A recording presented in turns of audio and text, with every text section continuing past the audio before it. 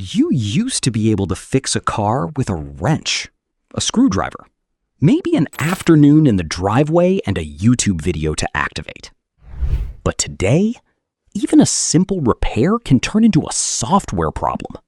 A battery swap, a headlight replacement, a sensor that's a $20 part, but requires $500 worth of computer recalibration to activate. And in some cases, the car refuses to be fixed unless a computer says so. Not because the mechanic isn't skilled, but because the software won't allow it. So what changed? How did cars go from mechanical machines you could rebuild in your driveway to locked digital systems controlled by software you'll never see? And why is repairing your own vehicle becoming harder and more expensive than ever before? Welcome back to Stateside Ledger. I'm your host, and today we're talking about something that affects every single person who drives a car. Cars are no longer just machines. They are computers on wheels. The average new vehicle today contains over 100 million lines of code, more software than a Boeing 787 Dreamliner. They're packed with sensors, modules, and encrypted subsystems, all connected, all interdependent. And while that sounds like progress, it has quietly reshaped one of the most basic ideas in transportation: the ability to repair what you own. In this video, we're going to walk through how we got here, what it costs you, and what people are doing to fight back. Rewind about 40 years. In the 1980s, the average car had maybe one or two simple computer modules, mostly for fuel injection. By the 1990s, anti-lock braking systems and airbag controllers added a few more. But the real explosion happened in the 2000s and 2010s. Today, a modern vehicle can contain upwards of 150 individual electronic control units, ECUs, each one managing a specific system: engine performance, transmission, braking, steering, suspension, climate control, infotainment, door locks, windows, even your seat position. This shift brought genuine benefits: better fuel efficiency. Modern engines can adjust combustion thousands of times per second. Advanced safety, lane assist, automatic emergency braking, blind spot monitoring, and real-time diagnostics. The car can often tell you exactly what's wrong before you even feel a problem. But here's the flip side of all that intelligence. When something breaks, it's no longer just mechanical. It's digital. It's encrypted. It's locked behind systems that don't always want to let you in. And in many cases, the hardware's fine. The part works, but the software doesn't recognize it. So the car doesn't work. Here's where things get complicated for everyday drivers and independent mechanics. In traditional cars, a mechanic could physically inspect, test, and replace almost any component. You could see the problem, touch the problem, fix the problem. But in modern vehicles, many systems are gated behind proprietary diagnostic software. To even identify a fault code, let alone clear it or recalibrate a system, you often need tools that are exclusive to authorized dealerships. Take something as simple as replacing a steering angle sensor. In many modern vehicles, many systems require the system to be recalibrated after you swap the part. That recalibration requires manufacturer-specific software. Software that independent shops can't always legally access, or afford, or run on their hardware. The same is true for advanced driver assistance systems, ADAS. Replace a windshield? The front-facing camera that handles lane keeping and emergency braking needs to be re-aimed, and that realignment, dealer only in many brands. So independent mechanics, the guys your parents trusted for 30 years, aren't being locked out because they're not skilled enough. They're being locked out because they don't have a password. Here's a layer most people haven't thought about. Just like your smartphone, modern cars receive over-the-air software updates. Some of these are genuinely great: bug fixes, performance improvements, security patches. Tesla, for example, famously used an OTA update to temporarily increase battery range for drivers in Florida ahead of a hurricane evacuation. But software updates can also go the other way. In 2020, a class action lawsuit alleged that BMW remotely deactivated heated seat functionality, a feature physically built into the car, and began charging a subscription fee to turn it back on. The hardware was there, the wires were there, the heating element was there, but access to it? That became a service. General Motors has offered subscription-based remote start. Toyota has been criticized for placing Apple CarPlay, a feature that costs nothing to enable, behind a paid annual subscription. And this isn't just about features.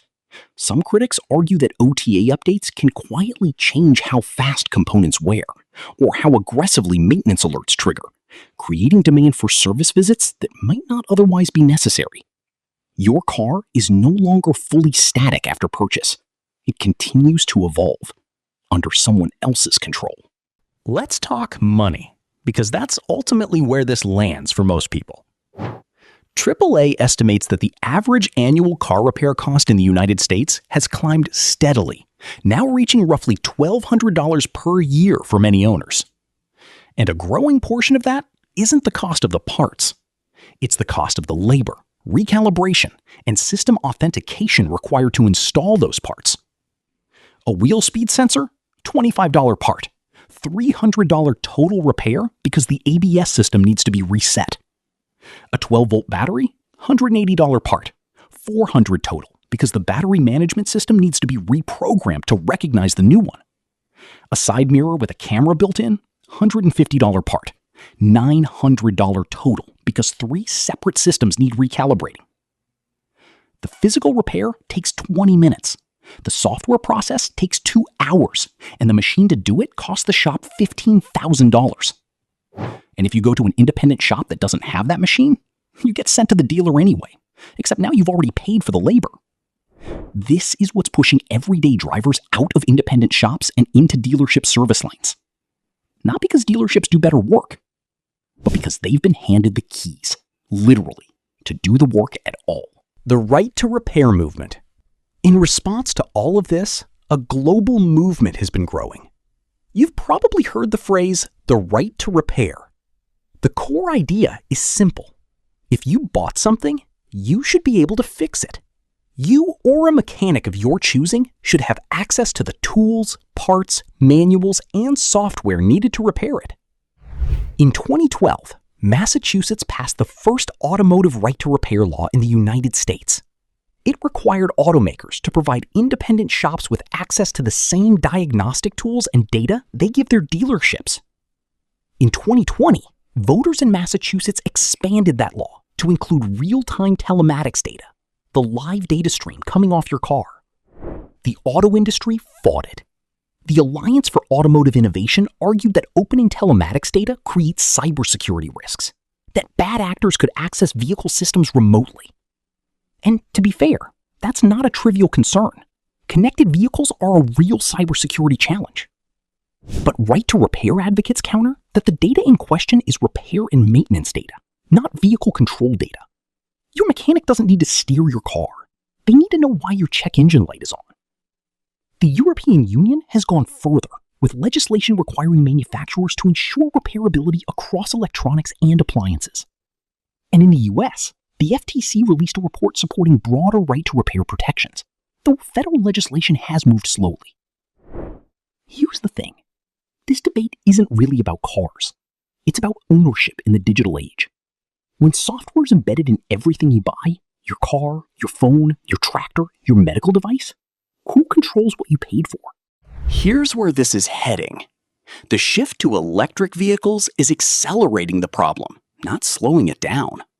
EVs have fewer moving parts, which sounds great for maintenance. But those fewer mechanical parts are replaced by more complex software systems. Battery management, regenerative braking, over-the-air updates, charging authentication, and autonomous driving features add another layer entirely. LiDAR, radar, computer vision, redundant safety systems, all requiring precise calibration that, for now, only manufacturer-certified tools can perform. Meanwhile, cars are becoming nodes on a network, connected to the cloud, reporting data, receiving instructions. which means the relationship between owner and vehicle is increasingly mediated by a third party, the manufacturer. Each step forward brings real convenience, but each step forward also adds a layer of dependency. And the question of who controls that dependency, you or the company that sold you the car, is one we haven't fully answered yet. The question is no longer just how we repair cars. It's who is allowed to repair them, and what ownership really means when a software license sits between you and the machine you paid for. This isn't an anti-technology argument. Advanced safety systems save lives. Real-time diagnostics catch problems before they become emergencies. But technology that increases capability while decreasing consumer control deserves scrutiny. And right now, not enough people are watching. At Stateside Ledger, we'll keep investigating the systems behind everyday technology. If this made you think differently about what you own and what you don't, subscribe. It means more than you know. I'll see you in the next one.